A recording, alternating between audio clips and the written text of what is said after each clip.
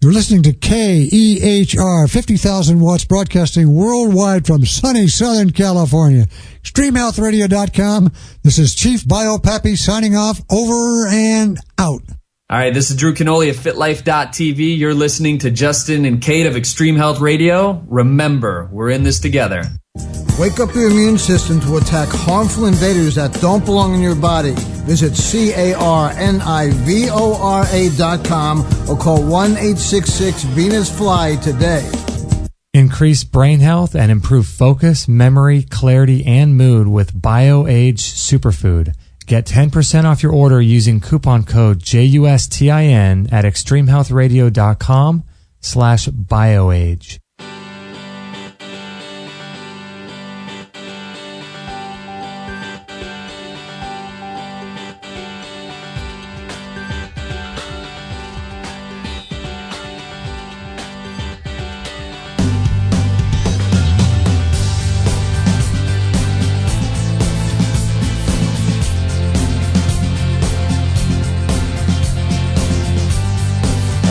Sweet sassy molassie, Mrs. Kate. I'm sorry. That was my bad. There's too many buttons. Why are your teeth blue? I gotta ask you that. You're picking on me this morning. Couldn't get my sound down. I have blue teeth. There are so many buttons, aren't there? Mm-hmm. What's going on with There's that? so many settings. I just forgot to turn my laptop down. Yeah. You're in the chat room. Looks like you're writing a little novel over there. I am. I'm writing to who we have renamed Tana to Tex. To Tex? Instead of Texas Tana, now we call her Tex. That's just her new name. Is that her chat room nickname? I love it. The hot chatters rule.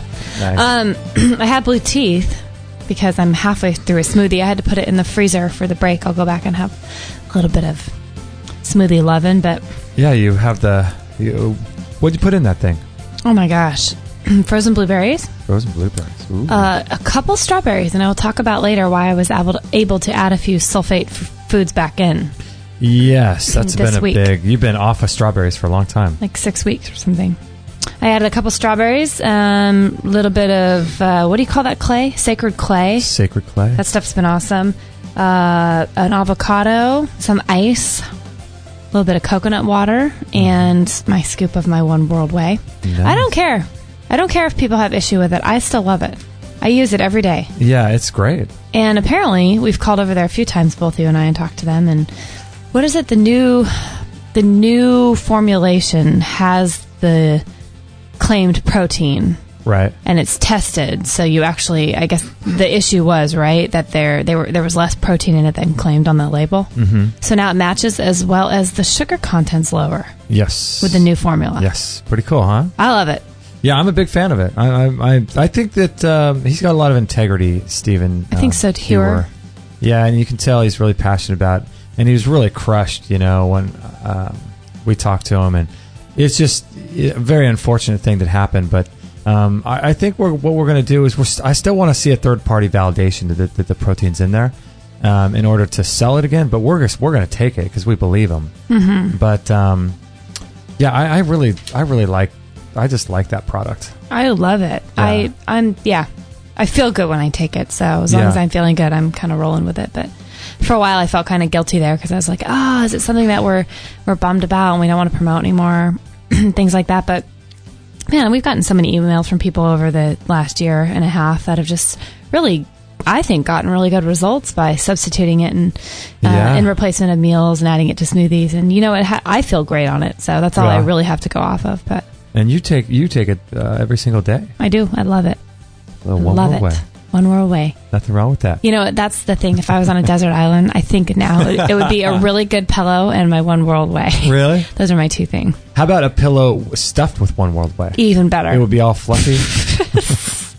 Wouldn't that be good? That would be hilarious. Well, we had quite a week here in the studios here of Extreme Health Radio. Quite a lot going on. And I tell you, every week, more stuff happens, more interesting opportunities happen. It's just so much going on. It's just so much fun. We had some really great guests. Let's see who we have. We started the week off with Dr. Gabriel Cousins. That was pretty fun. He's fascinating. Yeah. Yeah, he said some stuff that really stuck out to me. treeoflife.nu or gabrielcousins.com GabrielCousins.com, I think it is. Is that right? Yeah, I think that's right. GabrielCousins.com. Yeah, he's really... What did you think about his... you know how long he's been a vegan? No. I think he's been a vegan. Like 40 years or something? Yeah, for like 40 years. Well, it's working for him.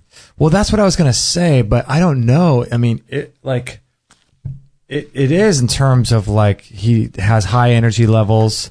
He looks really good for his age. His fitness levels are good. He's has passion for the work he does. He's helping people.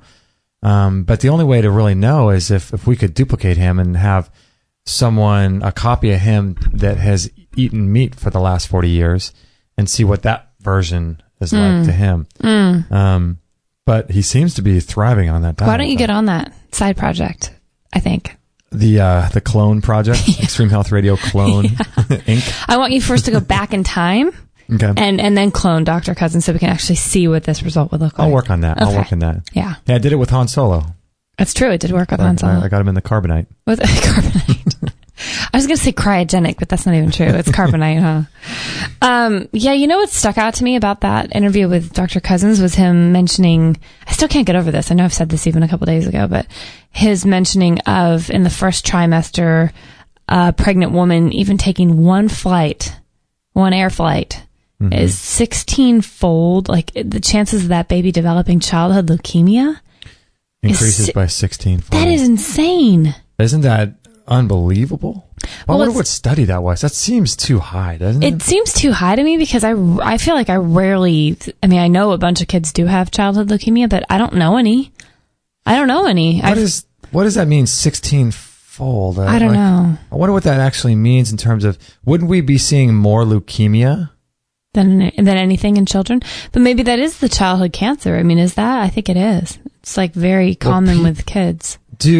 What percentage of women do you think don't even know they're pregnant in the first trimester? I mean, I realize there's a certain amount of time that goes by where they might not know they're pregnant. Right. But 3 months can't go by, right?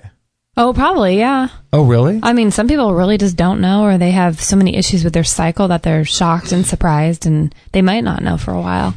Because I figure, for those people, maybe they don't know and they get on flights, right? Sure. But you would think 16-fold, you would think there'd be a heck of a lot more leukemia. Yeah, running rampant. But still, regardless of whether or not that study was over-exaggerated or what, though, I'm sure that's a fascinating thing. Look at how many women are flying, even past that. Well, there's something to that because, my friends in the airline industry, they will not let you fly past a certain date when you're pregnant. I think they should not let you fly at a certain date when you first realize you're pregnant. That would, even worse. Because when things are forming in there in the beginning, I think that was really, really frightening to me because it made me think about how this whole baby moon thing is so popular. You laughed when I told you that the first time. You're like, what the heck's a baby moon? That whole baby moon, man, that is such a... For those that haven't heard that term, like you, it's basically like a honeymoon you go on when you first get married. You go now with your significant other on a baby moon before the baby's born as like a last hurrah. But that's a made up thing in the last 5 years, isn't it? Oh yeah, it's like a Hallmark gimmick. It's like are they starting to put cards out and all that? Well, I know, but I'm sure they, maybe somebody has. They'd be smart. Baby moon, only in today's society. That is hilarious. But all my friends, like I'd say 80% of my friends that have had kids go on this quote baby moon before they have their first child. Especially because it's a heck of a lot easier when you're going into the first one than so they find out they're pregnant and then they realize, we need to get away kind of thing? Yeah, like they'll wait until like the baby's born. Like they'll probably around the last trimester plan this trip to Hawaii or Cabo and you'll see them, taking pictures with her big belly on the beach and they're having, virgin Mai Tais and having a great old time, like thinking that in a month when the baby comes, or 2 months later that they're screwed and they're going to be home. So they might as well go out and get one last travel in, Do they really have, I'm sorry. I didn't hear the word virgin. Okay. Yeah. So Mai Tais. Yeah, well, I'm sure the one that's not pregnant is probably going to be partaking in many drinks. But yeah, exactly. Thinking his or her life is going to be ending. But I just think it's the kind of thing where that's really scary. If they're, if you shouldn't be flying and things are happening to the baby, imagine what gravitation and radiation is doing to a fully pregnant woman, or even halfway or anyway up in the air.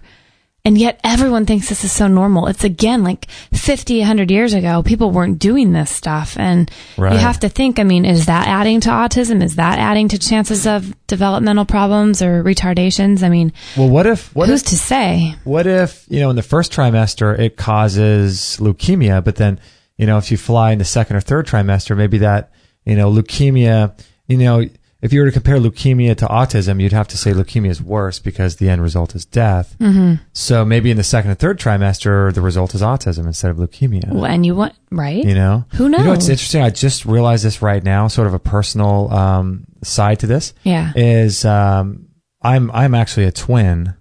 My mom had twins, and I had a twin brother. And he died, I think, a couple months. We're just driving by his grave the other day. Remember that? Yeah. Oh, yeah. Coming back from Dr. Bergman's. Mm-hmm. And he had passed away, I think, a couple months before my mom gave birth, or maybe it was a couple weeks. I can't remember. But I know that my mom did fly from here to Australia because she's Australian, and we have our family in Australia. And so I don't know how many times she flew when she was pregnant, or maybe that was just after. I'd have to ask her about that. But I never would bring up that maybe there's a relationship between. Oh, no. That wouldn't do any good. The child to her flying. Right. Only God would know that. But I wonder if she flew while I was pregnant. I feel like she did. Yeah, I believe she's told me she did, because she had your brother already, your older brother, and maybe I think he that was she just was a little baby, and then she was flying pregnant with me, trying to wrangle him. Did your parents fly pregnant or pregnant with you? That's a really good question. It would explain a lot. Yeah, yeah. It would explain why you are so strange.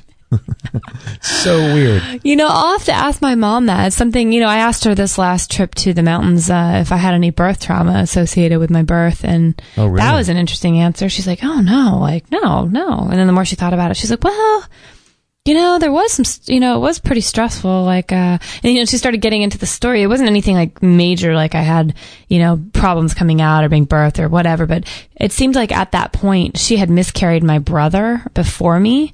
And she carried that baby to I think it was like midterm, like 5 months. It was pretty significant. So she had your sister. She had my sister. And then how long after did she have your brother that she miscarried? Year and a half. A year and a half? Aren't you only a year We're 2.5 years young. Oh, yeah, okay. I'm 2.5 years younger than my sister. So in between my sister and I, there was a baby that made it, like, I think that baby was 5 months, and my mom miscarried him. So wow. And I think that all got put on me, and that's been an interesting thing to kind of rehash. That came up with Dr. Massey when I was doing some family constellation therapy when we were in Austin. Really? Yeah. And then it came up again this week with a coaching / healing session I had on the phone with this guy in LA. And he brought that up as well. So I'm thinking there's something with that miscarriage in between that. I think my mom, I know for a fact she had to be, knowing her personality, she had to be worried sick the whole time with me, thinking that was going to happen again. Or so it's interesting that we both we've talked this week about, both you and I had sort of a trauma around our birth. I know, right? Both our moms were extremely, probably worried and stressed out. Your mom knowing that she had miscarried your twin brother and had to carry him, and deliver him. That had to be really, really hard. Yeah, because, like I said, I don't think she knew that she was, miscarried, until a couple months before the birth. But maybe those last final couple months, she was worried out of her mind that I was, something was going to be wrong with me.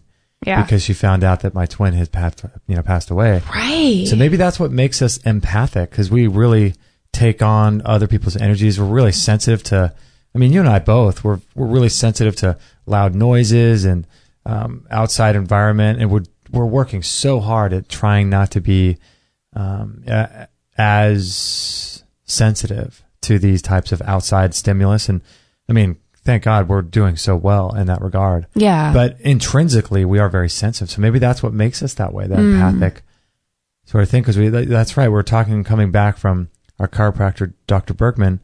And we're talking about how we both have this sort of weird situation surrounding our birth. And I suspect that the more you look into it, if you're our age or even younger or older, specifically more if you're older, I bet you there's all kinds of weird stuff going around people's births. Oh, I think birth is, I mean, it wasn't until I got into this health world at all that I even understood that birth could have any effect on you. Like, I had no clue. It's amazing when you look at all the little subtleties when you pull a baby out with forceps and how that changes the skeletal structure, which changes the organ function, which changes all the autonomic nervous system. Or if you were a C-section baby, that means your mom didn't even make the colostrum, didn't get to pass through the birth canal and get all those, they're supposed to be covered. I know it sounds gross, but covered in all that. Yeah. Immunity boosting slime, Yeah, exactly. I mean, that's what covers. So the inside so apparently when the baby comes through the birth canal, the reason why that's so important is because they just take huge gulps of that fluid as they're being birthed. And that is sort of inoculates and starts their immune system building. Because didn't we have a guest recently that said for 2 days after birth, the child has leaky gut? Yeah. That was a Meridian. Was that Meridian? That was Meridian.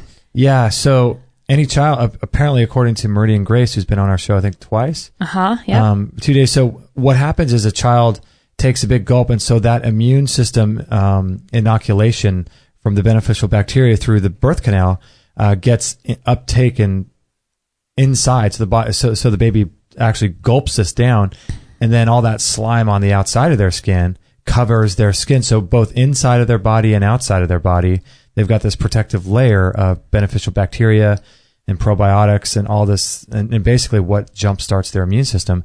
And then when they should start doing the colostrum and getting the mother's immune system transfer and all those antibodies through the colostrum, that's how they do that. But like you said, with C-sections, that's not happening. Yeah, you're not. And now it's like the C-section rate. What was it? Something pretty alarming. Yeah, we had Isn't it like 1 in 3 now? A friend of ours was telling us recently that at a certain hospital that she looked at recently, it was 1 in 2. It was 1 in 2. Yeah. Remember at the local hospital up in. They actually built out a whole wing of their hospital for birthing because it's so darn profitable. You know what's scary about that is that area is very, very, very wealthy and a bunch of career women, and they want that thing scheduled so they can get that baby out so they can go back to work. I mean, I've got friends that do that. Oh, it's crazy. Yeah, it's crazy. It's no wonder. I mean, you're going to attract that when you're kind of in this highfalutin area. I think you're going to get these people that think that this is kind of like a what's the word I'm looking for? Like there's a word. What do you mean? Like the women having the baby, it's inconvenient. Oh, inconvenient. It's like this inconvenience, Well, same with doctors too. You know how they used to, I think people are waking up more now, but they used to, I've heard stories where they would say, oh, I've got a vacation plan. Let's do this. Let's do it right before, I leave. Oh yeah. I ditched my OBGYN. I ditched her because of this. I wasn't liking the fact that she didn't have any time for me anyway, like nobody does these days.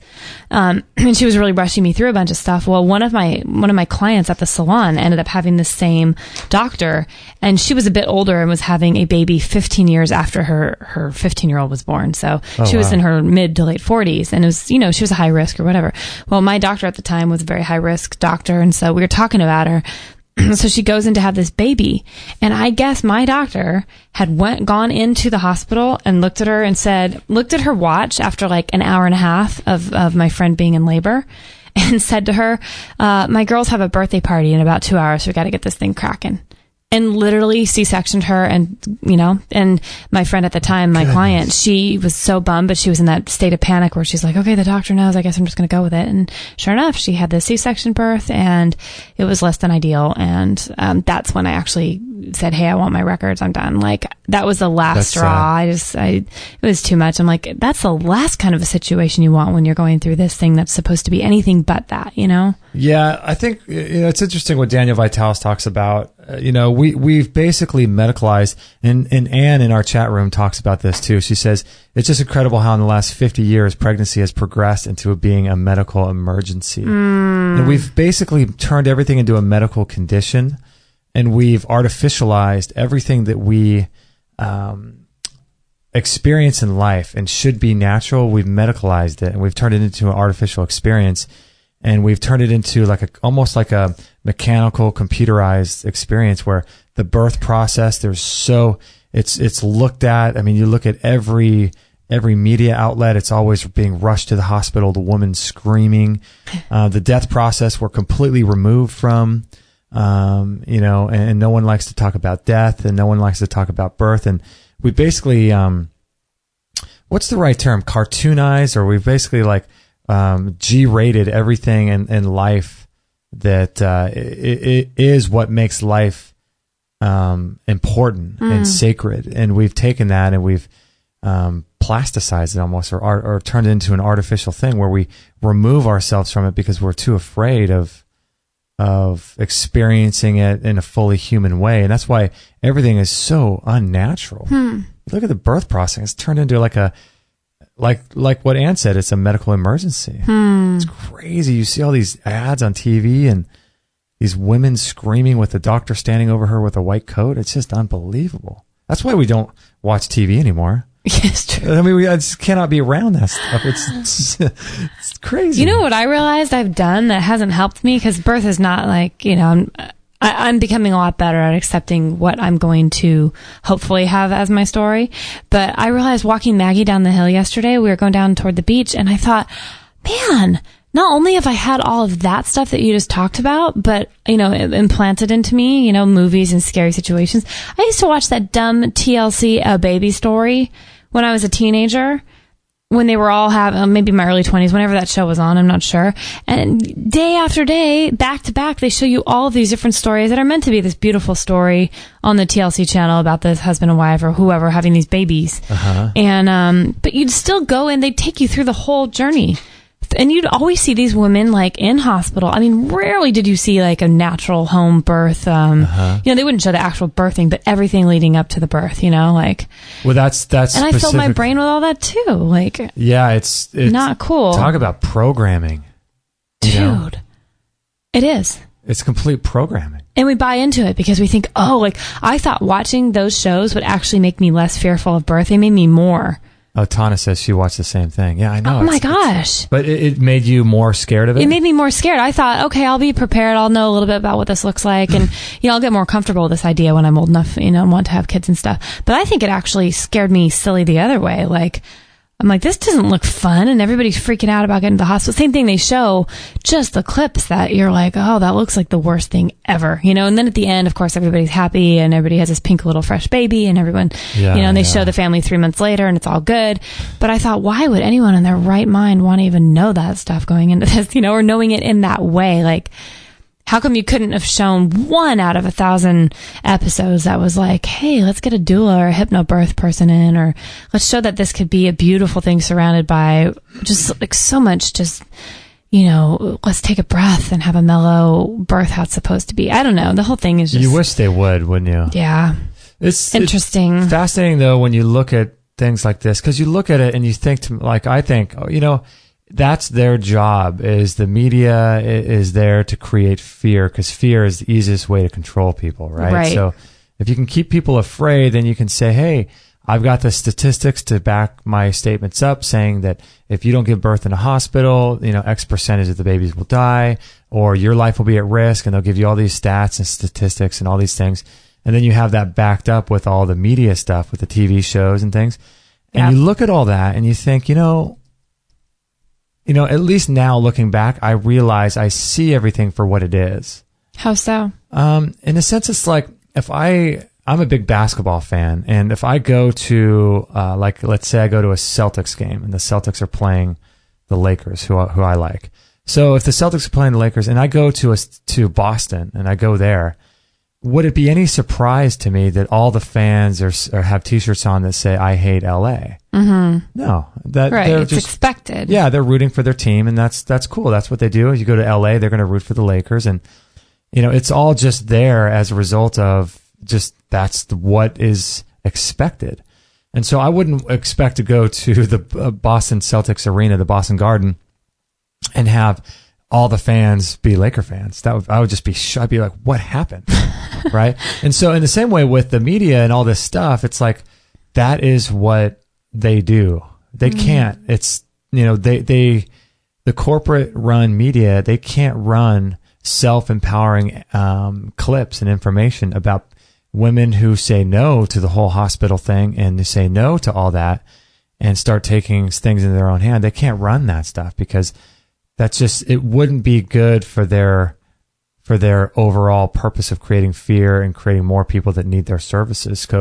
So in a sense, they're fearful that people will not want to use their service if they knew the truth. That's why a lot of the stats and the studies are all, manipulated and things, or that's why they're using fear, because they're afraid that if the real truth came out, no one would go to the hospital for a birth. Yeah, that's probably true. And so it's like, it kind of helps me think, okay, well, I don't hate these people as much. That's just what they do. Right. It's kind of evolved. I went through a time in my life where I was really upset at corporations and media and the government and all these different things. But, it's our job to raise our consciousness, and it's our job to gain a bigger perspective and to realize we can't change, hospitals. That's just the way they are. We can change ourselves, and if we all change ourselves, then we can change the hospitals. That's really interesting. I want to touch on that a little bit because I was listening to Jim Rohn. I love that guy. You turned me onto his work, maybe 5 years ago? Yeah, my jiu-jitsu teacher turned me on to him. Oh, was that how you found him? Yeah, I had no idea. I'd been into self-development, personal development for a while. I'd never heard of Jim Rohn before. And I was talking to him after a class because he and I were sparring after class. Was that Ivan, your teacher? Ivan, yeah, he was cool. And he told me all about Jim Rohn and all this stuff. Tana loves Jim Rohn too. Yeah, he's just amazing. Jim Rohn is amazing. And here's the thing, I'll explain why I've been listening to it a lot more lately, but I missed him. He's like my buddy. I know. So I brought him back up, and I know he passed away a few years ago, but... you brought him back to life in your car. I did. He resurrected into my car. In your mobile university. Right, and that's what he called it, didn't he? Yep. And he was talking yesterday when I was listening to him about... he brought up, it's so, like you just said, it makes so much sense, but he was talking about, don't be mad at liars, or don't be mad at cheaters. Like, they wouldn't be called cheaters and liars if that's what they didn't do. He goes, a liar, that's their nature. They lie. Like, why would you expect them to be anything else? He said that. Yeah. And it was like, And even though we know that, he put it in such a powerful way that it hit me and it stuck with me. It's like, yeah, why do we expect? And then last night I was doing dishes, and I love the band Perry, their country. They're great.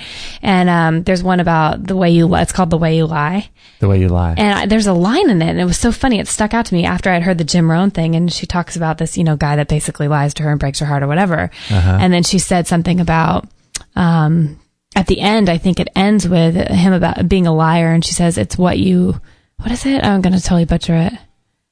It's what you do, it's who you are, or something. Oh, okay. So twice in a day I heard, gosh, it's like, there's these people, people are called certain things for reasons, and sadly, I'm sure they could change, but in general, that's what they become, So why do we expect, like you said, why do we expect the government or the hospitals or the medical industry to be anything different than they've told us that they are? They told us they're these things, Yeah. Oh, yeah. They've told us. So it's interesting. Yeah, he is a guy that changed my life. I'm just writing to Tana right now about how he's a personal mentor.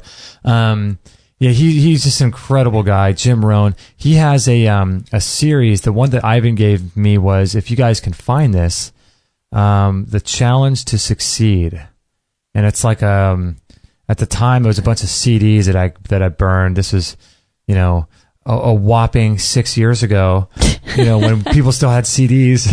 Oh, and step back. But it was just, that changed my life because it brought a level of discipline into my life. And, Tana seems to say the same thing. And it's really cool. Like it brings a level of discipline into your life. And he's just got such a unique way about him. And we've also been listening to Les Brown lately, too. Oh, my goodness. For those that are interested in him. Les Brown. You made fun of me again because you thought it was crazy. I'd never even heard of him. But it's like, man, he's one of the #1 paid motivational speakers and personal growth development people in all of the world. Yeah. And I had never heard about him, but it makes sense. If you aren't in that world, why would you ever have heard that name? I'm thinking, how have I not heard his name? Mm-hmm. But that makes complete sense to me. Like, if you're not in that realm, but he's changed my life. He's amazing. So I'm listening to these guys. Les Brown encouraged, one of the ones I was listening to, I forget what it was called, but he was encouraging people to listen to 1 hour a day of something positive and personal growth, development, affirmation, something that gets you going in the morning. And by the time you're done with that guy, you feel like you can just go out and take on the world.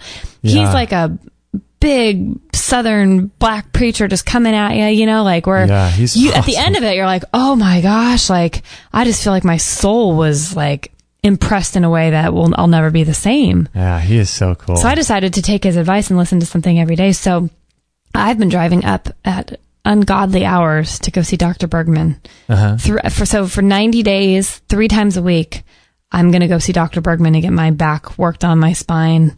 A little bit less than ideal. 90 days, 3 times a week. Okay. Yeah. So it started last week. So between now and middle of December, I will be driving 3 times a week to go get adjusted, or at least twice, because one of those days I can actually do it a double whammy if I wait up there for a couple hours in between. And by the way, Dr. Bergman, for those who don't know, he's our chiropractor. And if you go onto our website, not the live page where you listen to the shows live, but just any other page of our website with the right-hand sidebar, if you scroll down, there's a picture of us with Dr. Bergman, and it says meet our chiropractor.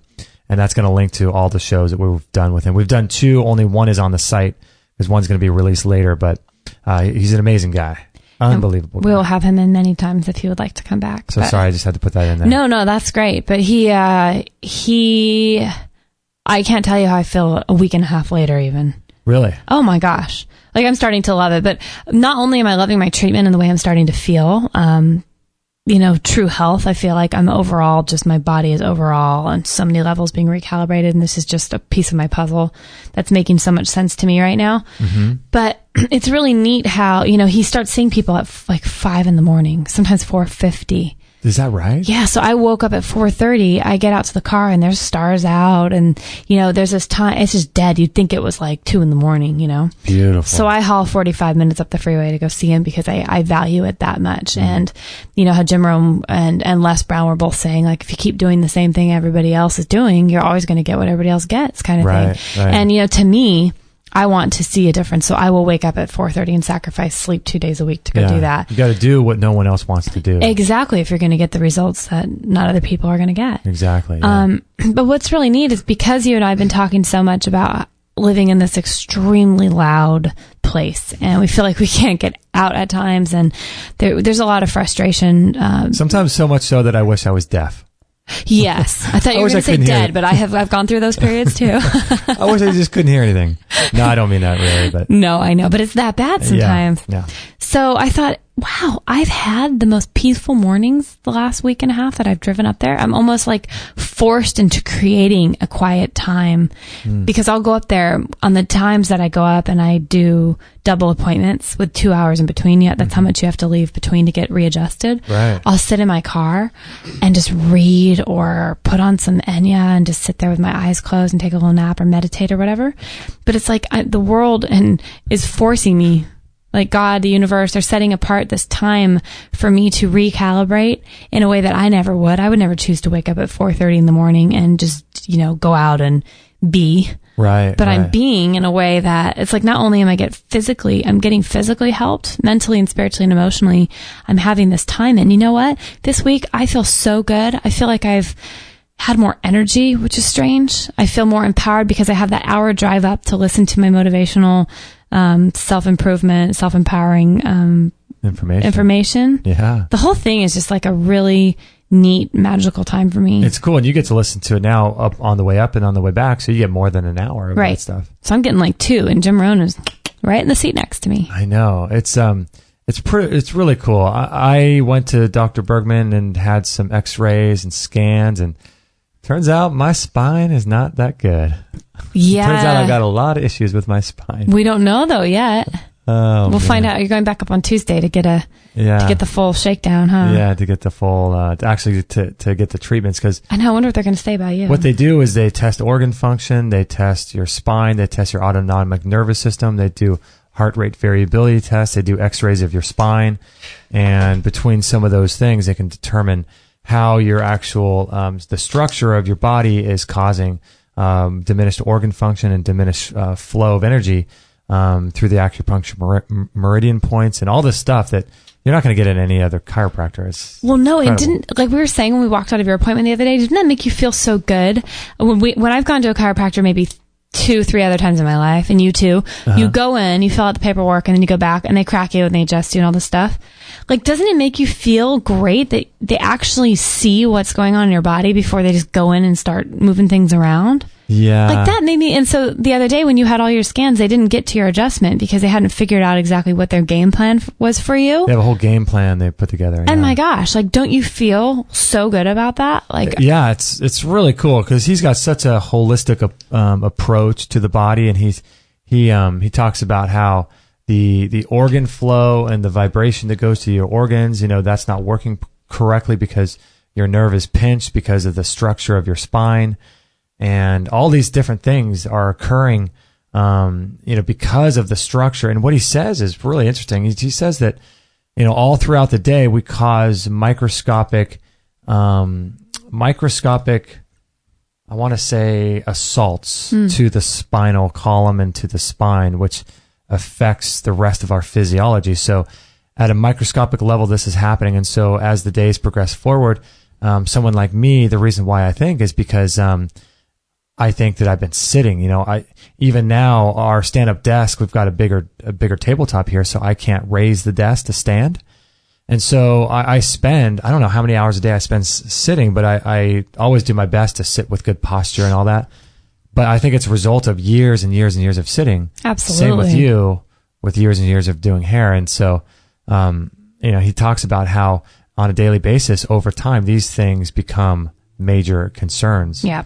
Over time, and we don't feel it. We don't feel any different or whatever, but he's an incredible guy. You guys would not believe, I just have to say, anyone listening that has considered going to Dr. Bergman and has heard the shows that we've done with him or haven't, I'd highly recommend listening to him, but you would not believe how many people in the last week and a half I've met from out of state and out of country. There are people, he's not kidding. They probably see 700 people a week.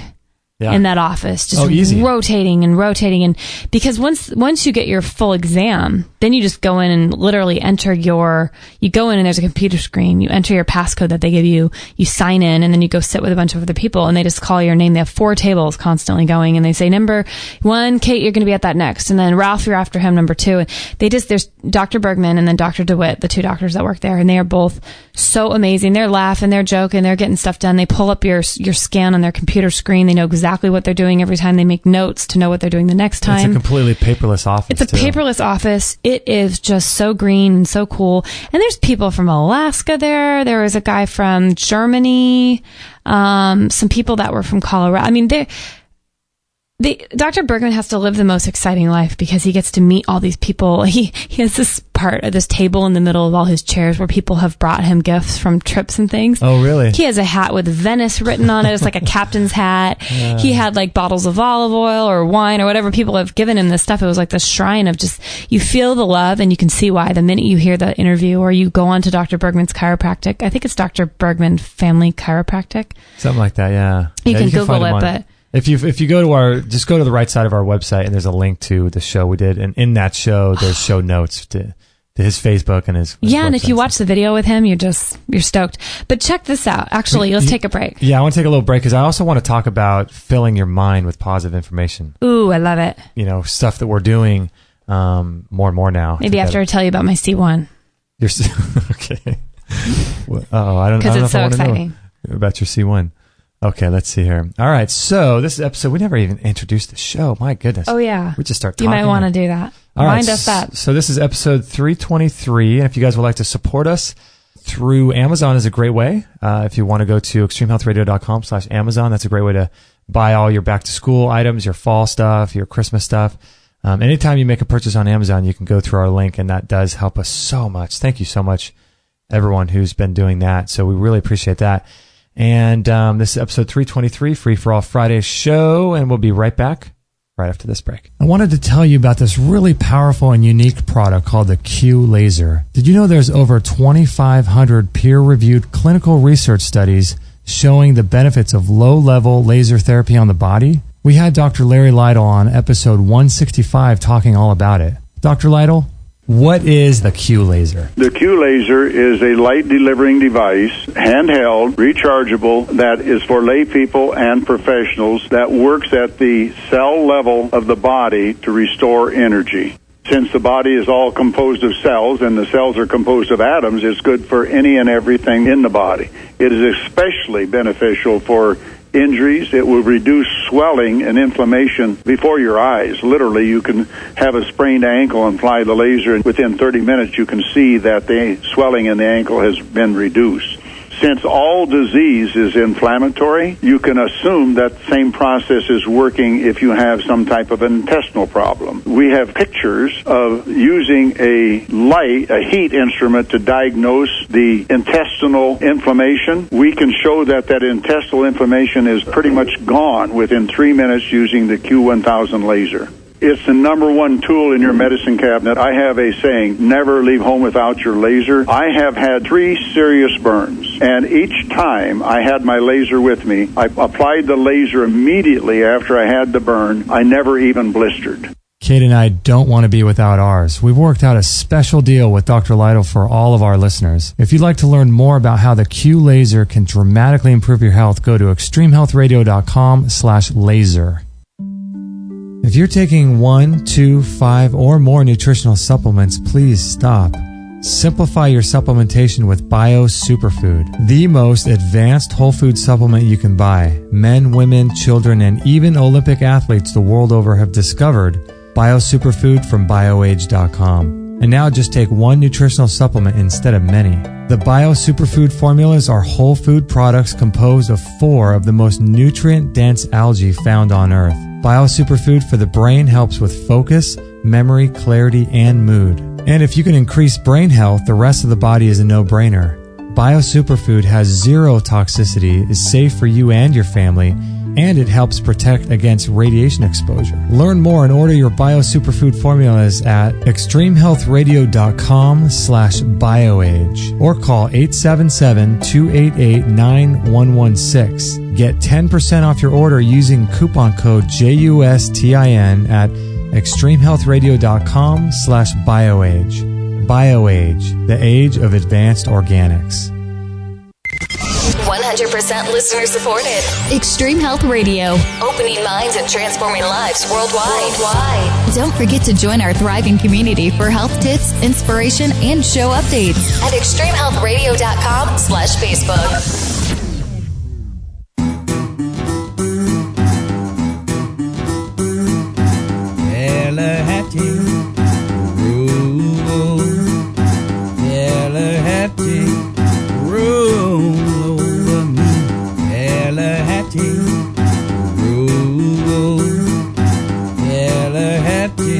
All right, the saga with the soundboard continues. Me and this soundboard, I tell you, we're going to be, we should have a wrestling match. Because I want to beat it into submission, some sort of... I would love to see it. Oh my goodness. So apparently we're having some more sound issues with our live listeners, so maybe you guys can help us out. We'll change some settings a little bit. The funny thing is that we haven't changed any of the settings since our previous show. Or all week really. So not sure why. If it's what Tana says, it's the fact that someone hasn't called in or anything like that. But strange, right? You think in our own studio room with all the equipment right here, we'd never have to deal with this. Yeah, it's weird because when you have someone one day to the next, if you don't even change any of the levels. Even if you do 2 Friday shows where it's just you and I talking. Yeah. It tests different every time we try it. Yeah, it tests different every time. You could look at it wrong and it's... Yeah, well, that happens sometimes in the fall when the weather gets really dry. That's right, when it gets static electricity. It gets all this, a lot of static. Okay, so we sound a lot better than you did at the beginning. Okay, what did you do? Did you look at it? Did you wink at it and now it's better? I winked at it. Okay, so let me just turn down this really thing. I put a crystal underneath the the cords. Maybe that helped. Oh, did you? Okay, let me do this really quickly. I have smoothie in my mouth. Sorry. Well.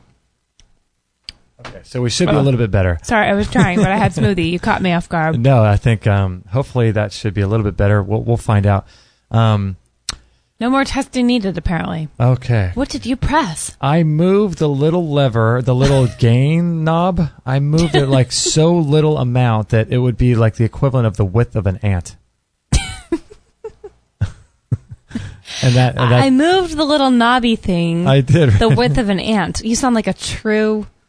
The width of an ant. Seriously, that's about how much I moved it down, the level down. Gosh darn it. Okay. Good, well, cool. Sweet sassy molasses. Okay. Sweet sassy molasses. So I want to talk a little bit about just the whole idea that of surrounding yourself with positive people, positive information, and all this kind of stuff. I think it's so valuable in a couple different senses, I think, because in one sense, if all you're doing is not surrounding yourself with people that are negative or surrounding yourself with news that's negative or media that's negative, then you're almost like, it's almost like with health.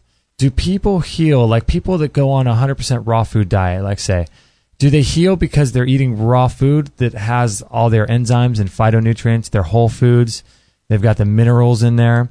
Or do they heal because they're not simply eating Wonder Bread anymore or pizza? It's kind of a double Frankenfood.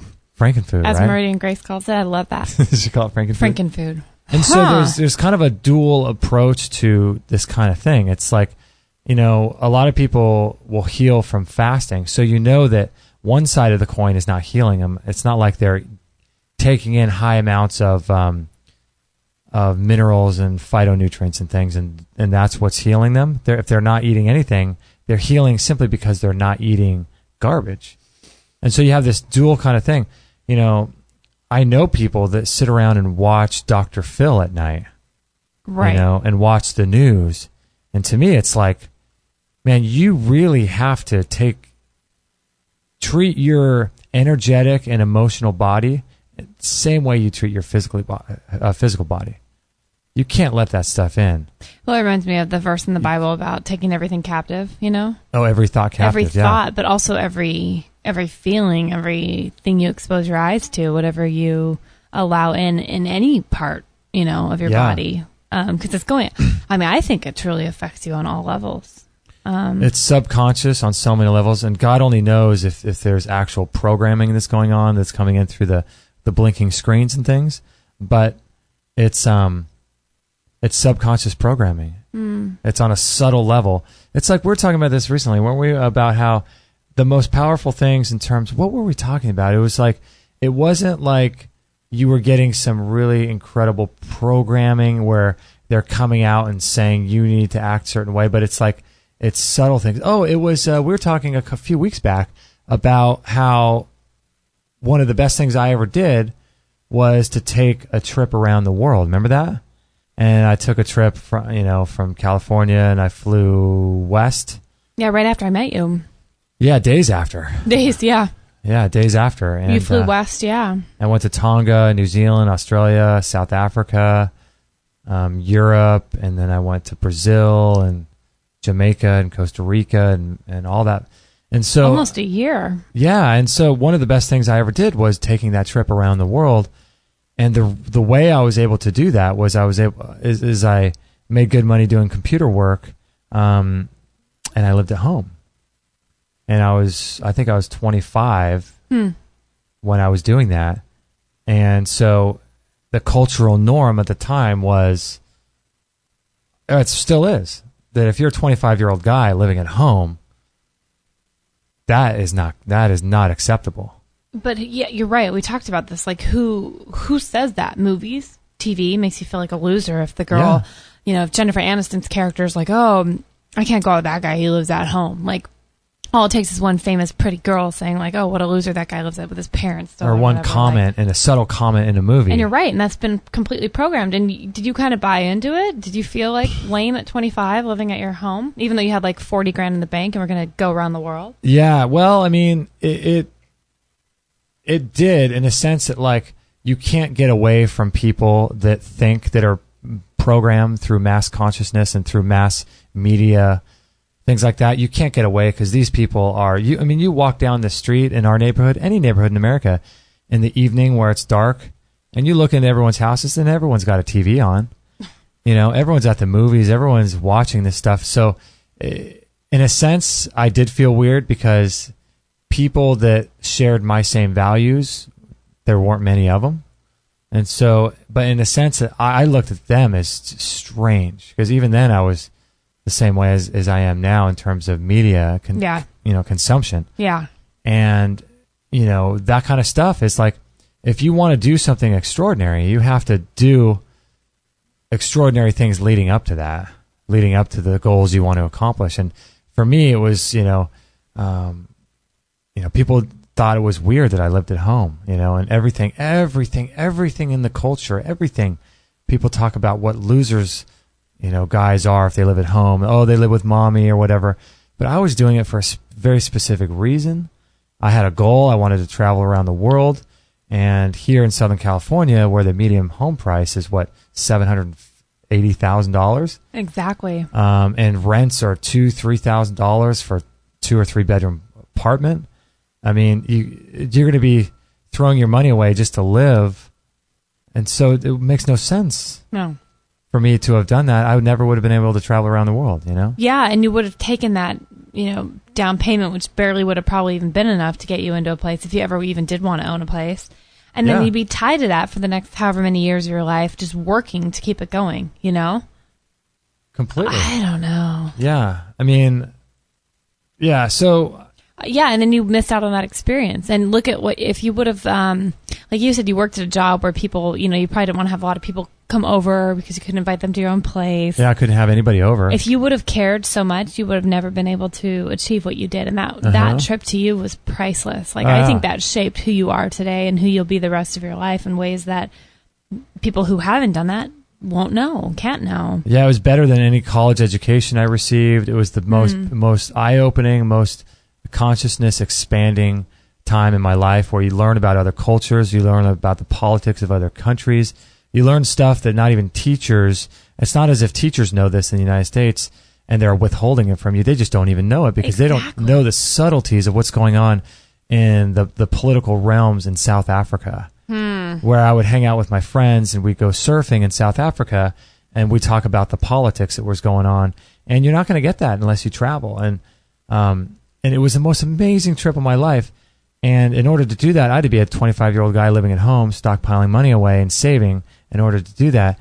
And to really go against the grain of the culture. Because you knew what you wanted. I mean, you knew inside you there was something that was more important to you than what people cared about you. But to be a guy, though, at a young age and have those conditions and still really know what you wanted, I mean, that's pretty self-aware. Do you think it started when you were like in your teens, where you stopped kind of plugging into what was popular?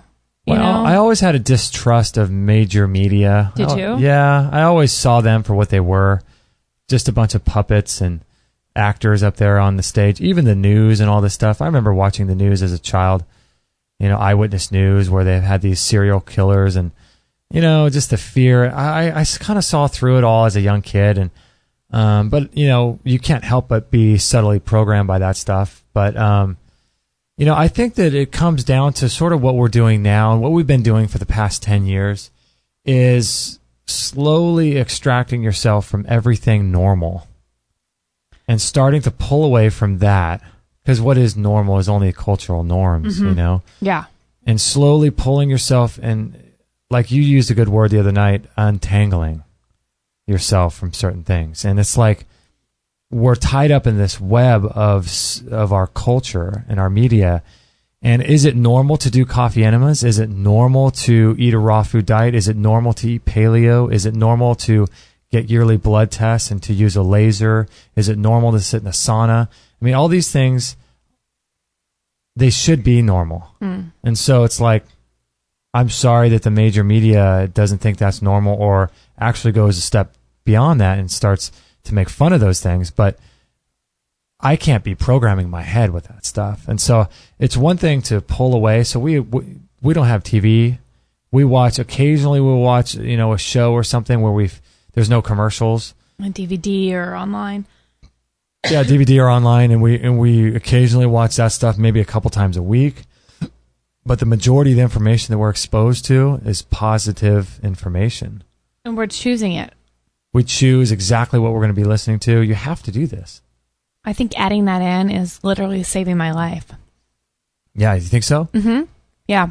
I think since I got plugged in with Extreme Health Radio, I don't know, the things you crave talking about, and the friends you're around, the things that you have go through your mind, they completely change. So then you're exposed to things like Hay House and Guy MTV and a bunch of documentaries, and just, it's sad, but you start to, like you said, like I said yesterday, you untangle yourself from this web of things that you didn't even know weren't you. Mm-hmm. And I feel like for the first time, I truly connected with myself on a level I never had. And unfortunately, but fortunately, you let go of certain friendships, you let other things die to the wayside that just aren't worth it to you anymore, so that you can keep that positive space going, because, man, it's so easy to just get thrown out of that and not remain in that. I mean, it's hard enough to try to remain in it by continually living in that inspired space, or it's hard to do that. Oh yeah, like you and I could watch a documentary or listen to 4 hours of Jim Rohn, feel completely like, okay, we can do this, we got this, go out our door and start like hating people, like we get tested right away. Yeah, exactly. But at least we're trying, and then we're like, okay, well, even if we hate people and the trash truck just went by and some dog just pooped on our lawn and the guy didn't pick it up, we're going to get in our car and turn on Jim Rohn again. It's like getting up. Back on the horse. I think it was it Jim Rohn or was it Les Brown who was talking this week about Cool Hand Luke? I never saw the movie. Cool Hand Luke. No, it must have been, I think it was Jim Rohn. I think it was Jim Rohn. Yeah. And he talks about in that movie, which I cannot believe I haven't seen that. It's a classic. But how Cool Hand just keeps getting beat up and beat up and beat up and beat up, and he keeps getting knocked to the ground, and he keeps getting up and keeps getting up and he keeps getting up.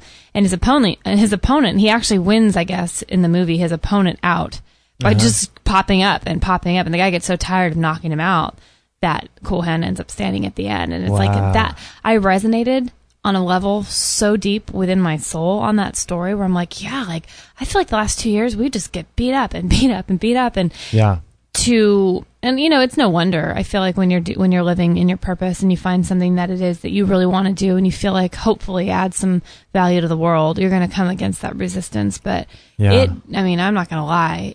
There's days when I just want to give up because it feels too hard.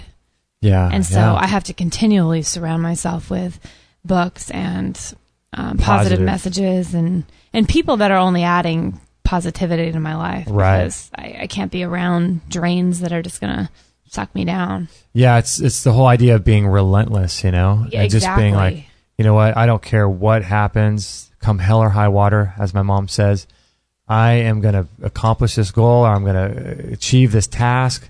It's like, have you ever seen the YouTube video of that, talk about Relentless, of the Africans who stalk their prey, and they actually get involved in hunting, where they will hunt an animal, I think for like 8 or 10 or 12 hours, and they'll hunt like a boar or something like that, and they'll go by their instinct, and they'll go by the smell, and they'll go by all these tracks and the vibration, and it's a really fascinating thing, and it has a certain name to it, and they will hunt the animal for that long.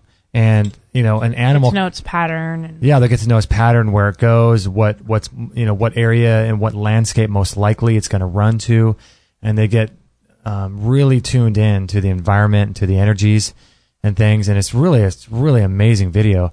But they'll hunt these animals for 8, 10, 12 hours, and talk about relentless. Talk about the animals can't sustain. They can sustain short bursts of energy, but long term energy, that's where humans are able to flourish, and that's where our strengths are. And so when you're relentless, it's the idea of a guy like him thinking, oh, halfway through the thing, he's been 3 hours trying to hunt this animal, running after it. They run the whole time. They're kind of jogging the whole time, and chasing after this animal for 3 hours, you could easily give up. You're tired, you're thirsty. It's not like you bring food with you. And that's the same as us, constantly getting knocked down or tested. Maybe you listening, you're getting tested with certain things in life, but are you relentless? Are you going to keep at it no matter what? And sometimes it's kind of cool knowing that you don't have a plan B, like Will Smith says, because it detracts from plan A. Ooh, I just got chills. You don't have a plan B. To hell with plan B, because if that guy's plan B, who was hunting that boar or elk or whatever it was, his plan B was death, because if he didn't catch that animal, he wasn't going to eat.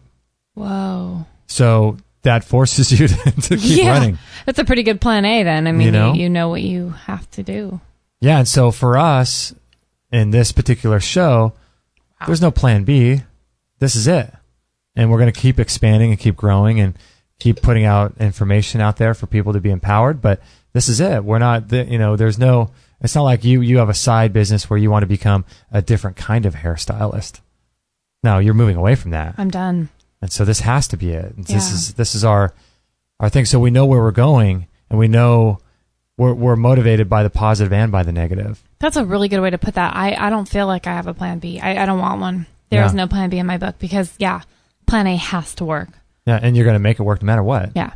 It's done. It's going to work. Yeah, it's done. And so that's why it's so important, man, to, I don't know who you resonate with, different speakers, but if it's us, if it's Jim Rohn, if it's Les Brown, there's a ton of people online that you can find. Oh my gosh. And download their audios and listen to that stuff. I've been doing that for 10 years. It's actually longer than that, 11 years now. And it's... You know who was super inspiring to me in the last week was Susan Smith-Jones that we had on. Oh, yeah. She was awesome. on... What episode was she? I have it right here. 1 second. She was... Susan Smith-Jones. I can find it really quick. 318. 318. That's right. Thursday. Yeah, she was one of those people, like, she's just super, super positive, but just super inspiring. Like, I can't stop thinking about her. And I've been on her site, and let me tell you, if you're looking for information to feel inspired, she's a great place to start. Great place to start. So yeah, I think I'm going to be reading a bunch of her books and a lot of information, huh? Yeah. Hey, you wanted to share something about in Nina Segal's book? You have a little something? Yeah. Is it time for a break? Or are we good? It is actually time for break. Let's do that. Do you want to take a little break? Let's do it. All right. Hopefully, so I wonder if on our breaks if our commercials sound distorted or not to the live listeners, but I'm going to drink my smoothie and be right back. All right, everybody, this is episode 323. We'll be right back after this. I have to say, I have been absolutely loving this product by Tristan Truscott and Peter Ragnar called Good Morning, Good Evening Qigong. If you want to listen to the interview we did with Tristan, you can go to extremehealthradio.com/127. And Qigong is a great way to de-stress the body. And as you know, there's a huge component to disease caused by stress, and stress is a huge factor in how we live our lives and the amount of energy we have and the amount of vitality we have. And so, Dr. Shade, what do you think about Qigong? People come to me and they're really sick and they got this blown out neurological system and all this toxicity. And I tell them, you need to do Qigong, Tai Chi. You need to do these things that settle down and restore your neurology, because it puts together all the parts. It puts you back into that state where you can start to detoxify. And so I highly, highly recommend all that. And what about you, Kit Campbell? What do you think about Qigong? Do you like it as well? Qigong is amazing. And the reason that I believe it to be amazing is everything here is energy. That is a scientific fact, if there ever is one. So when you're practicing Qigong, you're actually drawing energy into your body. Your intention, whatever your intention is behind any action, will determine the level of energy, type of energy that you absorb into your body. So your intention behind is very important, just like thought. So when you're practicing Qigong, you're actually bringing energy in and you're bringing out the stuff that might be a bit stale. With Tai Chi, it's totally different. The energy runs underneath the skin because it's more of a martial. This is the Chinese understanding, by the way. It's more of a martial art. So Qigong is very, very good for bringing that energy into the body, and just fantastic. If you're interested in picking up this Qigong course by Tristan Truscott and Peter Ragnar, go to extremehealthradio.com/Qigong. That's QIGONG. And you can learn more about it. There's a great video on that page, and you can learn more about it on that page. And I highly, highly recommend this product. I love it myself. So go ahead and check that out. extremehealthradio.com/Qigong.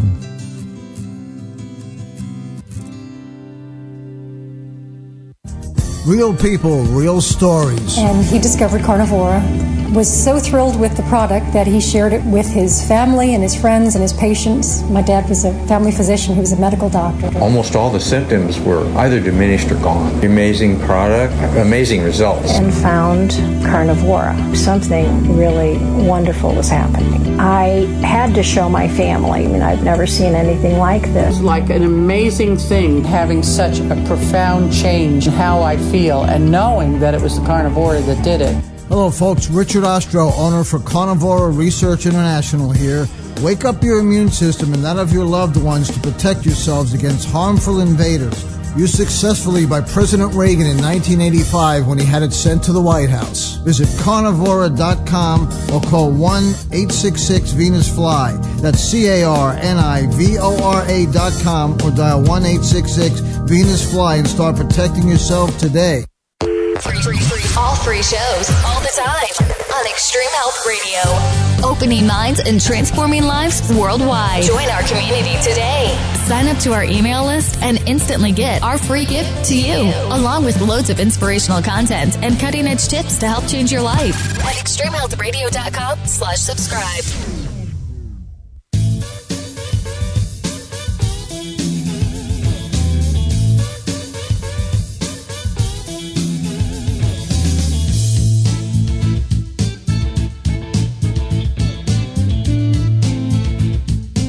Okay, this is really cool that we have our listeners helping us with the sound because we don't have a sound person here in the studio. It's just us, so it's very helpful, isn't it? Oh my gosh, so grateful. Any feedback we can get, whether or not we can fix it, is another question. Yeah, whether or not we can fix it, that's a whole... Oh my goodness. Wouldn't it be cool to have a guy that was here in studio that was like a real sound expert? Yeah. And he could fix it, you know, that would be so cool, wouldn't it? How would he know, though? Because what we hear sounds normal here. Well, he could maybe have, the sound coming in on his computer just like a listener would. Oh, that would be pretty cool, wouldn't it? One day. So, this is episode 323, and we broadcast live 4 days a week on Monday, Wednesday, Thursday, Friday at 9 a.m. Pacific time. So, if you guys want to join us at extremehealthradio.com/live, you can do that. And Baby Kate, you had something from Ina Segal you wanted to talk about. This is very interesting. We had Ina Segal on. For those of you who haven't heard her work, I don't know what episode. We're not prepared today, but anyway. No, I'll get it right now. Okay. She's amazing, and she has this book called The Secret Language of Your Body.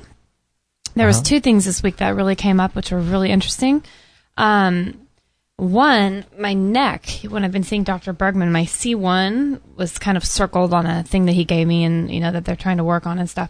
And basically she connects, she goes to a really deep, she gives, how should I say this? She picks apart different conditions and diseases and things in the body, disruptions, and gives them a lot of the emotional root or correlates or connects them with what might be going on in your everyday life that might be causing the issues.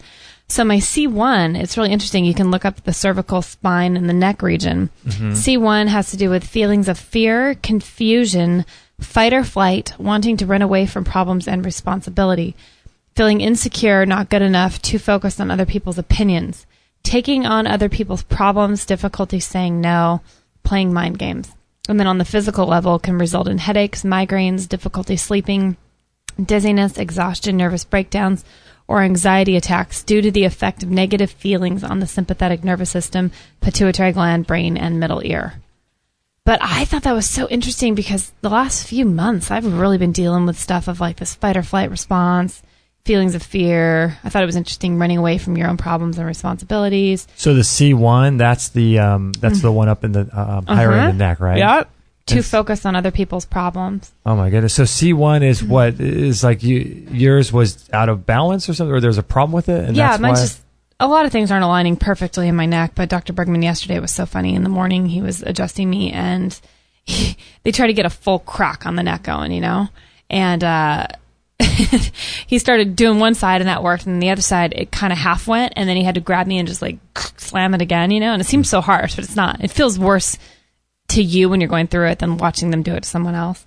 But he had to like double crack my other side of my neck, and he goes, that's the C1. And I go, I felt the C1, Wow. So clearly, I mean, my C1 just seems to be a little stuck or a little, Wow. So those are some interesting thoughts on that. Well, so there was that, and then there's this whole thing with my right foot. My right foot has been really, really hurting, the ball of it, for probably a couple months. And it's just unexplainable to me. Like, I've changed out my Vibrams back to my running shoes, and then my running shoes back to the Vibrams. I've worn shoes with soles, shoes with, or like, what is that called? Like support, shoes without an arch, all that stuff, and nothing seems to help in my right foot. But so I looked up foot. This is so interesting. Feet, possible contributing factors: moving in the wrong direction, ignoring your intuition, feeling confused, lost, ungrounded, or out of touch with reality, feeling stuck, bogged down, obligated to others, missing the big picture, indecisiveness, cold feet about a situation. And then if you go into the right foot specifically, it says... Which Adam Bergstrom says is a female trauma. A female trauma, which is very interesting. Yeah, the right side of the body's... And the left is male dominant. Yes. So the right foot, too much obligation, feeling angry, irritated, frustrated, or enraged, focusing a great deal on material things and what you are going to get out of a situation, trying to break through something using force rather than standing back and allowing it to happen, and shooting yourself in the foot. Wow. And these are things in my own life that are very, very, very true, both with the C1 and the right foot. And that book is continually just blowing my mind. It seems The Secret Language. We'll put a link to it. The Secret Language of Your Body. Secret Language of the Body. So that was very interesting. Wow. And as I kind of sort through some of those indecisive feelings and these decisions I know that I've had to make that have been hard to choose, my foot is starting to alleviate a lot of the pain, which, interestingly enough, it doesn't surprise me because it's just undealt things in our body that come out in such physical ways, and it's a trip. Who was I talking to? Someone recently was saying to me that as they've progressed on this journey, they're able to listen to their body more. Was that someone on the show, or was that someone that we were talking to outside the show? I think that was Danielle Walker, wasn't it? No? Yeah, maybe. Gosh, I can't remember.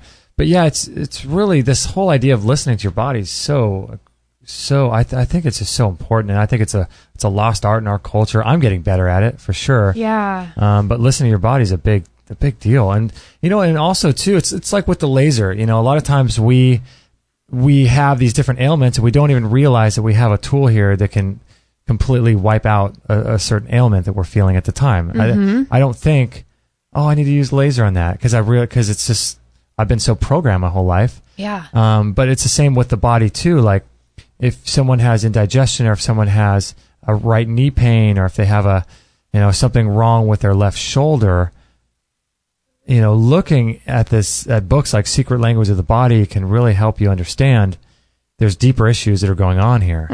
Much deeper, energetic issues and all that cause people to feel stuck. And it's a really interesting reference point too, because when you look it up, everyone else's ailments and chronic problems, it's like you could read into, oh my gosh, you're like, oh my gosh, that's so my mom, or that's so my brother, or no wonder so-and-so has this. It's kind of scary how right on it all is. Yeah. I don't know how anyone even figured this out in the first place, but holy cow. I know, isn't it? I just think in today's time, it's such an amazing time to be alive. Not only are we riding the backs and living off the work that people did in the 1800s and get to sort of ride off of their coattails with just the infrastructure, the sewage system, the roads, the buildings, the travel, the cars, the airplanes, all this stuff. But we also get to tap into the work that a lot of people have been doing in more recent years with energetic work, like Dr. Bradley Nelson, or and what's her name, Ina Segal, and Dr. Alex Lloyd, and a lot of this energy work that they've figured out.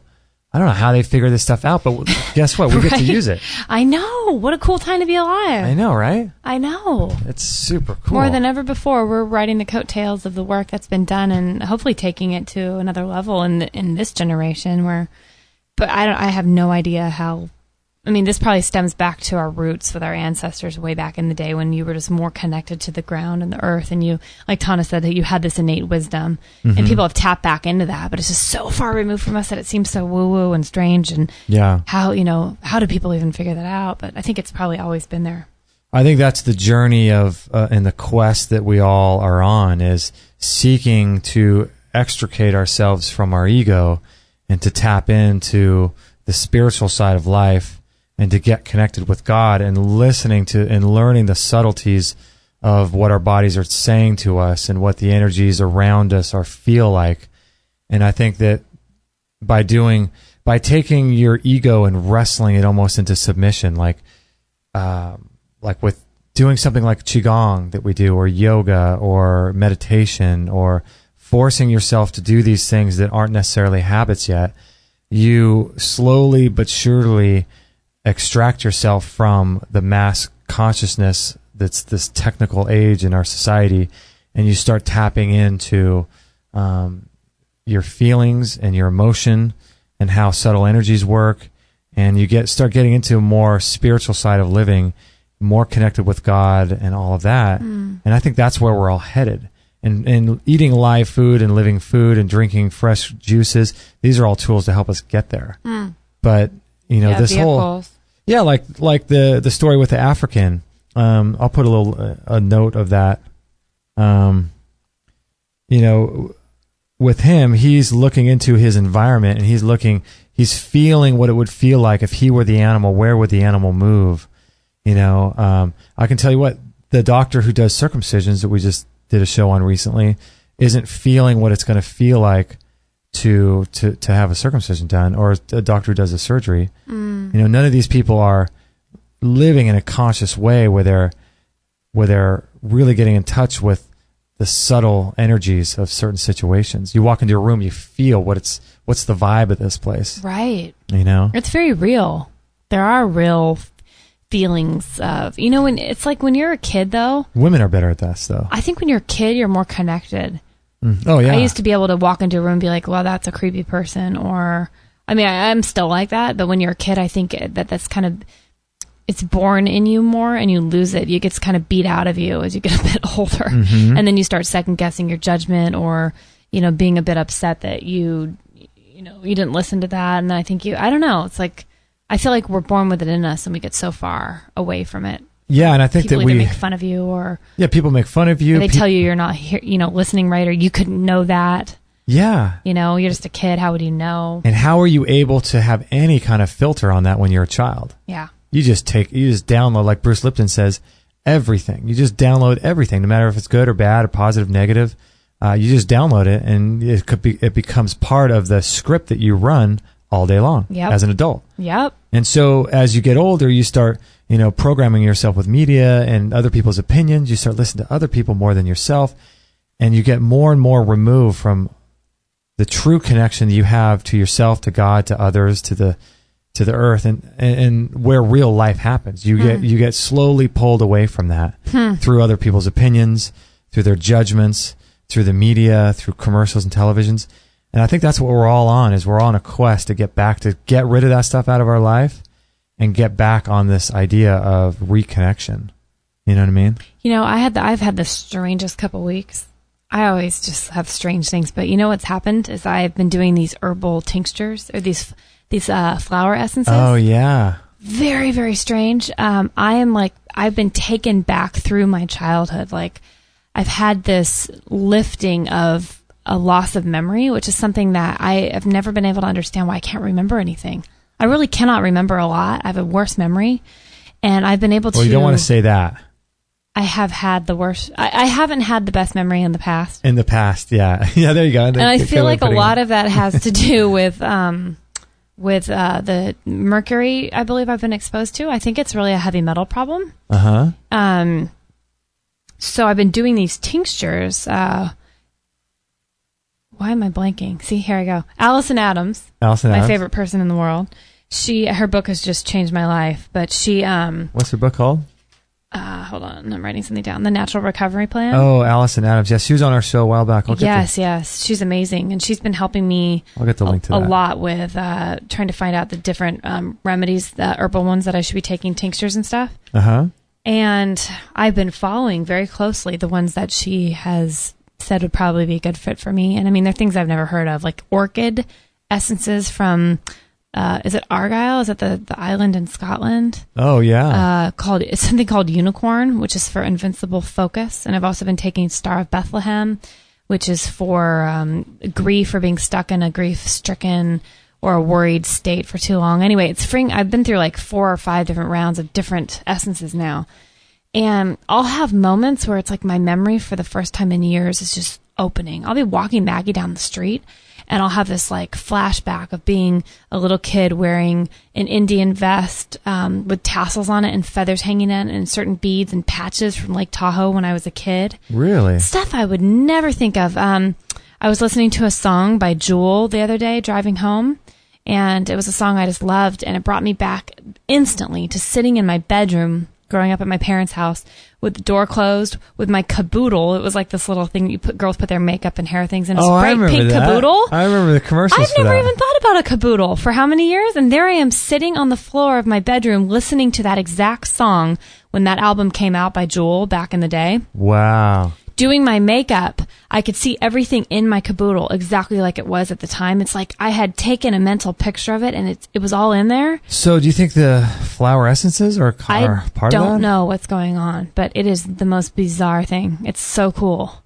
It's stuff that doesn't really matter, but I'm wondering if it's going to become more meaningful as my memory continues to come back and kind of clear, you know?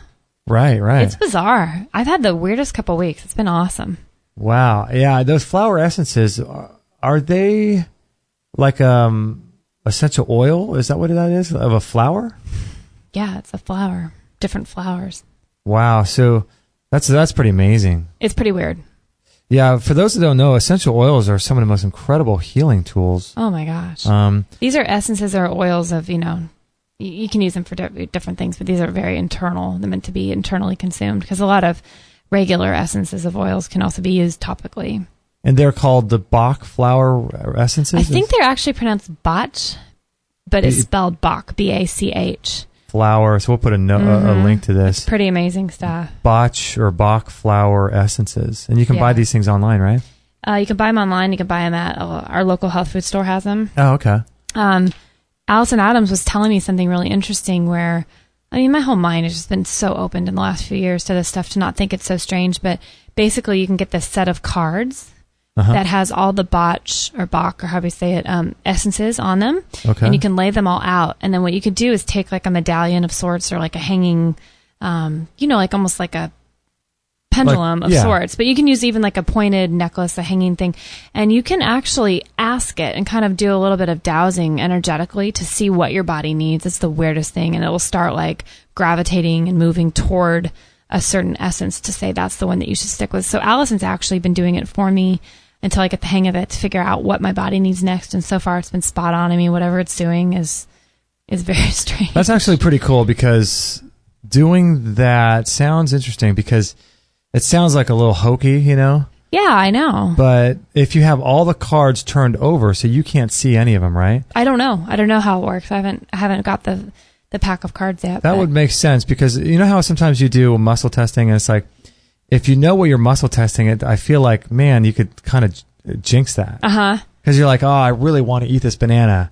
Right. And so I'll make it so, I almost feel like you and me with our supplements and muscle testing, we should try an experiment and have the one person who's going to be testing closing their eyes and hand them vials of things so we don't know what the heck it is. So we're not we're not like messing up the experiment. Yeah. Yeah, that's so funny. But either way, it's, man, am I grateful for all these things, and I'm so glad I'm more open than I have been a couple of years ago, because I'm getting true healing, I think, for the first time in my life. And as you continue doing things, it's like a snowball. As you do one new thing, you become a little bit more open. Yep. And then you do something else and your mind opens a little bit more. Yeah. And then you keep going, and all of a sudden 6 months later, you have such an open mind. It's incredible in terms of what you're willing to accept and for healing. And what's that quote by David Wolfe? I love that. He says, the only disease is a closed mind. I love that. I love that. And it's and isn't that true? Yeah, because if you have a truly open mind, there are so many remedies, natural, that can help you overcome things. I have to say that freaks people out. I was brought up in a family where, like the phrase open mind, we never said that, but if you'd read it somewhere, people would scoff at it or roll their eyes and think, oh, that's just so new age. That's so, out there. Oh, yeah. And it's like, why does that have to be out there? Why are we scared of that term? Like, having an open mind. If you're scared to open your mind to actually even question what it is you've believed your whole life, then you're not even free. No. Like, what are you scared of? Are you scared that you're going to come to a different conclusion? And that goes back to the whole, then fear and... Yeah. If you are seeking truth with your whole heart, I believe you'll find it, and there's nothing to be afraid of. But I think it's really scary for people who don't want to be proved wrong or proved different than they have always believed, because change is scary, That's true. Yeah, what are people so afraid of, And, I think in terms of, people talk about this a lot, of how certain terms are hijacked. And so they'll have certain phrases or certain terminology or certain word orders that get hijacked by people and by companies and industries and organizations and things, and even the government and things.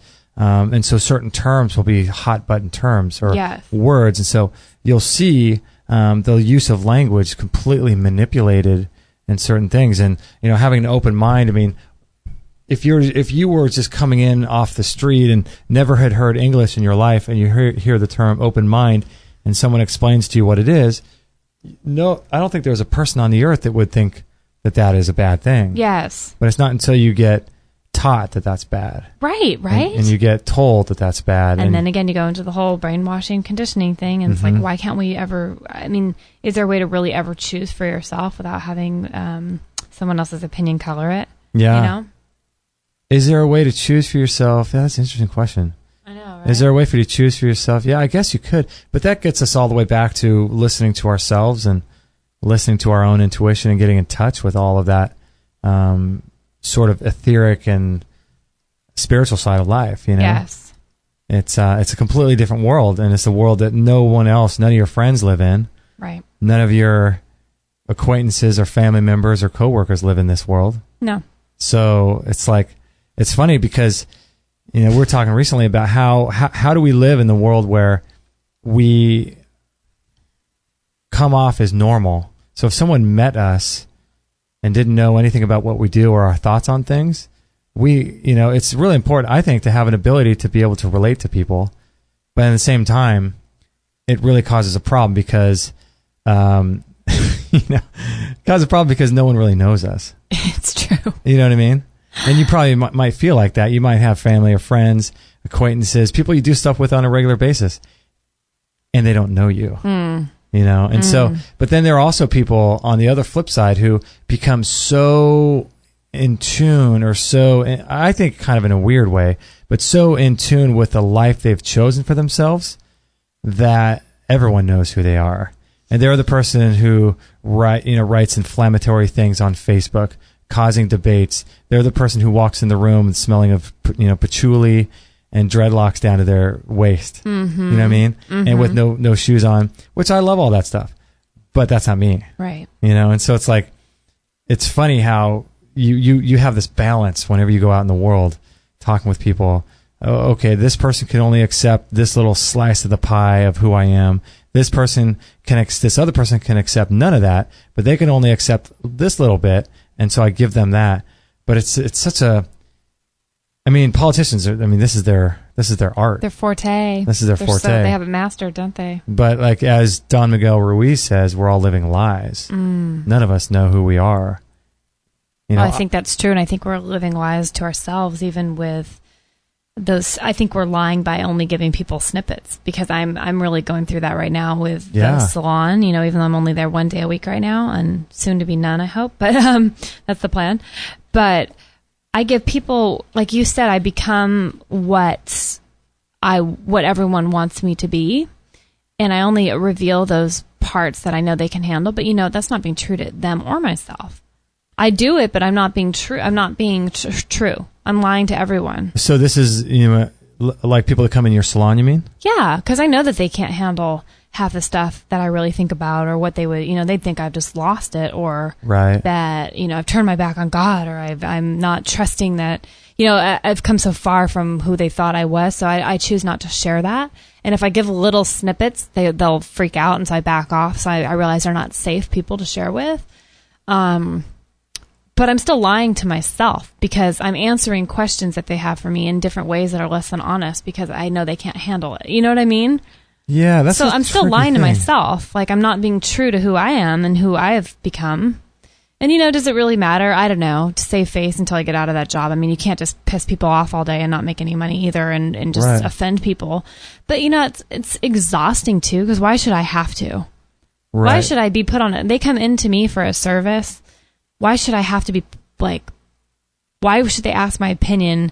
And if I honestly gave it, for them to be upset with me or to try to talk me out of thinking that way, it's just not worth it. So in one way, I'm lying to myself and not being true and lying to them. But at the same time, it's also a defense mechanism and a protection for them. How important do you think it is to be true to yourself completely, or protecting the feelings of others?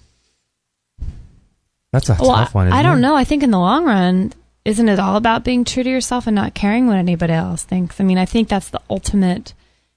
I think then you've, quote, arrived, if there ever is such a thing, which I don't know if I'll ever be able to do in this lifetime, because it sounds like the most daunting task ever. Right. But to me, that's true freedom. I don't know if it's right, because I don't know if you should just go around hurting people. Right. It's almost like we lie to people for their protection. Right. I do it all the time. I don't want people to hurt, so I do it for what I think is their sake, but it's interesting. You're sacrificing your own truth. Because let's say someone, we all have people in our lives who are not going to see the world the same way we do. And so if that's the case, if you take the conclusion that some people are just so closed-minded and they're so unable to accept any new information, whether it's politics or history or health or anything, right? It doesn't really matter what it is. If it's something contrary to what you already know, they won't believe. How important is it to share information that's going to be detrimental to your relationship with them if you already know that they won't believe? Or should you give them more credit than that? Should you say that maybe you're just planting a seed, and maybe one day they'll start opening their minds up and just seeing there's options for healing or options for any kind, whatever the subject matter is? Should we take the higher road and say, hey, maybe you had this recently a while back with your mom and some people with marijuana, remember? Yeah. You told that story before. And you kind of gave her a little snippet, right? Yeah. You remember that? I do, and that didn't go over too well. Have you heard about that since? Have they talked about that? Oh, no. That was just like a one-time thing, But tell people just really quickly. Yeah, we were on a family vacation this year, and I love it. My mom, we met a bunch of people at the beach when we were hanging out at the lake, and they were the nicest little people and had a little girl, and they became friends with my sister and their little girl. And so throughout the week, they'd see each other and play and all this stuff. Well, my mom finds out like 5 or 6 days into it that the couple basically grows marijuana for a medical dispensary. I think they actually did they run the medical marijuana dispensary? I think they just smoked it. No. They grew it for a dispensary. Oh, right. And so my mom was my mom really liked these people. And then one day, she, all of a sudden she flipped the switch after she found that out, like within seconds, and pulled me aside and said, "Oh my gosh, do you know what those people do? Like those people with that little girl?" And I go, "No, what?" And she's like, "Oh, they kill people." Yeah, I'm like, "Are they burying people in the lake? Are they tying rocks to people and throwing them in Lake Tahoe? I don't know." Yeah. But she basically told me what they did, and she goes, "Can you believe that?" And I remember I looked at her, and my first reaction was like, "Oh, I want my mom to feel okay in this because that's all she knows. I should just say like, oh, that's wild or that's crazy." But instead, flying out of my mouth came, "Well, Mom, somebody has to do it. Like, somebody has to do it." And she's like, "Oh, well, and then she mumbled something and wandered off, and it was kind of like, wow. I mean, that was my truth. I thought, there is a time and place for this, especially with really sick people, and it can be used very medicinally, I believe. But I mean, she just does not come from that space, and that is so far from her truth and what she believes. So I didn't want to offend her in it, but I also just couldn't let that one go and say, there's no place for this ever. I mean, or those people are bad and they're evil because they grow. I mean, there's so many things wrong with that situation, but yeah, some people, I mean, you want to protect them, but you also want to give them little things, spoon-fed, like Tana was saying, and see how far react. that can go. But once once they kind of give you a quote bad reaction, you're a lot less inclined to keep spooning them little bits. Yeah, there's this really delicate dance with the people in our lives that we know. I mean, there's a really delicate dance because there's on one hand, it's like you want to raise the consciousness and the level up. You want to expand people's brains and at least get them to think about alternative aspects to different things and not be so brainwashed, right? Mm-hmm. So you have that whole aspect, that side of the coin what is their ability to be able to expand their mind about different topics. And then you have the aspect of yourself where if you bottle things up, that energetically causes blockages. It causes, potentially a disease process, an illness. Absolutely. And so you have to, like I said, like we talked about, the whole theme of this show seems to be being in touch with yourself. So being a tactful, a loving person and revealing enough to them about what you really think about a certain subject, so much so that maybe it's not very offensive to them, but it also allows you to get it off your chest so that you speak your truth. Because every time you speak your truth, I believe that you're clearing the energetic blockages in your body and you're allowing yourself to be more fully enabled and functioning as a human being. And you're able to clear the energy from your body and you're able to express more fully who you are. And if you always bottle that up, that's never going to be a good thing. Yeah. Because that's going to cause all kinds of problems, right, in your own health. But then if you go the other side, you say everything, you might clear all that energy and feel and be great, but then you offend everybody too, or you drive people away. Yeah, and then you're a hermit and you have zero peeps. So there's this balance supporting you of being in the flow of knowing just how much someone can handle and being okay with revealing just a little bit. So that it allows you to feel like, oh, I just got that off my chest, and now that person knows how I feel about something. Right. Pretty cool thing. It's like, I like how you put that. It's like a delicate dance, Yeah, because some people go the opposite way, and it's crazy, like they're just so in your face about everything. It's like, whoa, hold on, But there are the thing that keeps me going and wanting to keep spooning a little bit is the situations we've had where you just could never imagine certain friends coming around. And we're actually seeing little people, bits of people coming around. Little people. Yeah. You're seeing little people come around. Yeah, You're seeing little bits of people that you never thought would come around. And then you're like, okay, well, then this is worth it. I guess it's better to offend someone at least having had said what I needed to say in little ways and maybe even offend them and let them have a good chance at coming around than never having. Yeah. It's almost like you have the secret, and if you're not sharing it, it's not doing anybody any exactly. good. Yeah, it's a real delicate dance, and I think that being, it's like taming the ego, and I think as you get more into this kind of stuff, you start realizing you don't have to express so much of yourself because you care about people, but if they don't see the world the way you do, you accept that, and that's okay. And being okay with that it's a big thing, Heavy for a Friday. Wow, heavy show today. That was Puppies a good one. and kittens. Puppies and kittens. And coconut ice cream. Coconut ice cream. So we have a full day planned, don't we? We do. We have a big day today. All right. Well, I think we're going to wrap it up right there. Let's wrap it up. That's a wrap. Let's do it. So this is episode 323. I want to thank all you guys in the chat room for helping us out with the sound. It's interesting because with the sound thing, if I adjust the levels to where it sounds really great in the chat room, it won't come out really great on the podcast. So it's like this balance between the levels where I have to make it sound good for the podcast because that's where the majority of our listeners listen from. But then I also have to make sure that the sound sounds good on the live show. It's hard to do. I think you're doing great. I'm trying. I am trying. You're great. So what was this, episode 323? 323. All right. So, yeah, thank you, everybody, for joining us. If you guys could do us a favor, we would love for you to leave us a review on iTunes if you could. We're kind of asking a lot of people to do that more recently here. If you can, that would be really great. It helps us to find more people or for more people to find us on iTunes. So if you go to iTunes, go to the store and type Extreme Health Radio, all one word, and then you could subscribe there and leave a rating and a review. Hopefully good, but if you don't think we're good, then that's cool too. So you can do that, and that would help us a lot. That would really, really help us. And there's always our Amazon link if you want to buy through Amazon. That you can do that at extremehealthradio.com/Amazon. And then we have donations. If you ever want to just send $5 or $10, all of our shows are free, so we greatly appreciate that.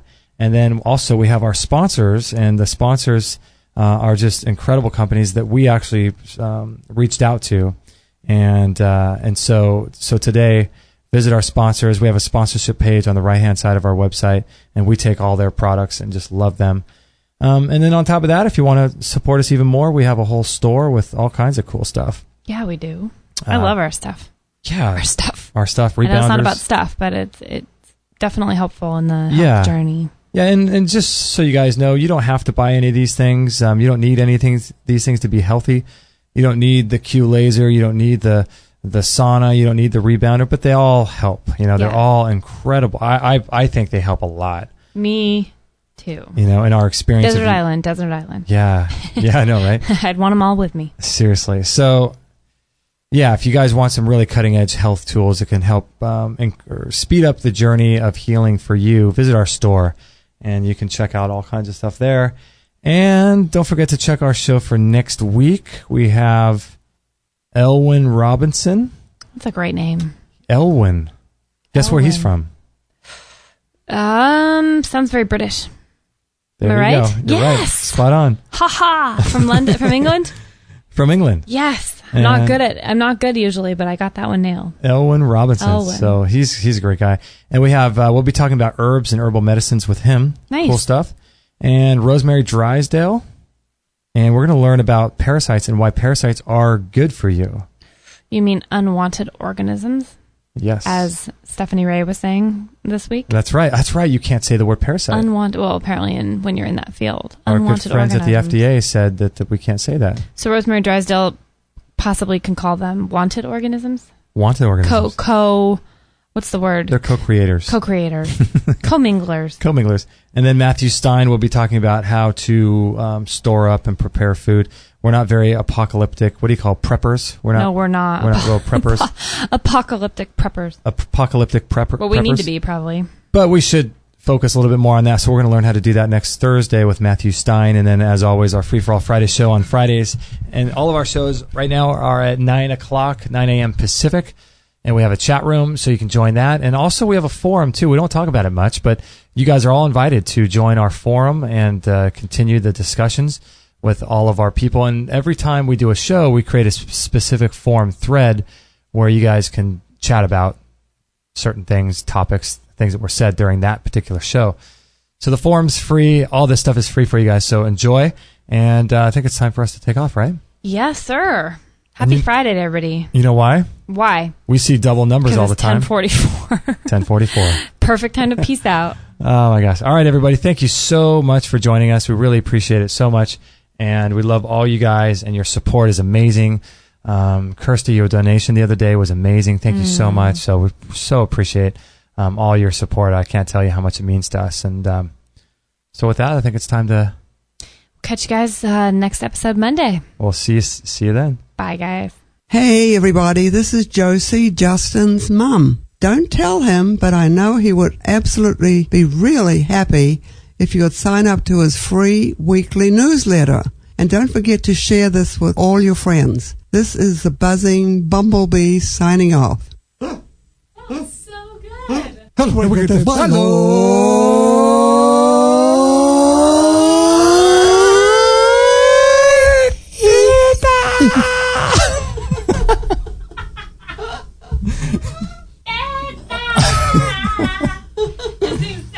Oh my gosh.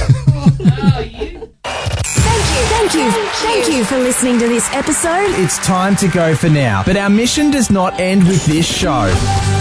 Justin and Kate will be back with another interview packed full of ideas, discoveries, and unique ways to regain your health. Head on over to extremehealthradio.com/subscribe and instantly download our free gift too that contains cutting-edge strategies to start making healthy lifestyle changes today. No material on this blog is intended to suggest that you should not seek professional medical care. Always work with qualified medical professionals, even if you educate yourself in the field of live food, nutrition, and alternative medicine. I'm not a doctor, nor am I offering readers medical advice of any kind. None of the information offered here should be interpreted